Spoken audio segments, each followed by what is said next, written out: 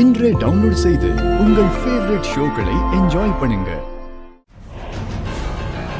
என்ன பெரியவங்களே, கைய தொங்க போட்ட உடனே இந்த சிவனாண்டி கதை முடிஞ்சிருச்சுன்னு நினைச்சிட்டீங்க? இது நீங்க நினைக்கிற மாதிரி சாதாரண உடம்பு கிடையாது, இரும்பு. யாராலையும் எதுவும் பண்ண முடியாத இந்த சிவனாண்டிய ஒரு குட்டி புல்லட்டு அது வந்து காலி பண்ணிடுமா என்ன?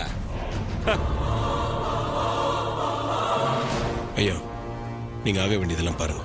இந்த பெரியவங்களே, கடந்த 2 வருஷமும் இந்த தம்பி கையால தான் கும்பாபிஷேகம் நடத்தணும்னு கலச பூஜையெல்லாம் பிரமாதமா நடந்துச்சா இல்லையா? ஆனா கும்பாபிஷேகம் ஒழுங்கா நடந்துச்சா? இல்லையே. இந்த தம்பியோட ராசி அப்படி. அதனாலதான் இந்த வருஷம் இந்த தம்பி கையால எந்த பூஜையும் நடக்க வேண்டாம்.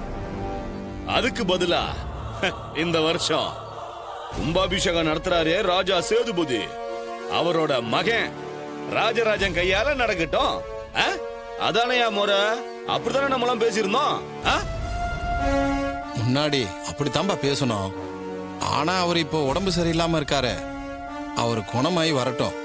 அது வரைக்கும் கார்த்தி தம்பியே கலச பூஜையை பண்ணட்டுமே. சிவனாண்டி சொன்னதான் நியாயம்பா.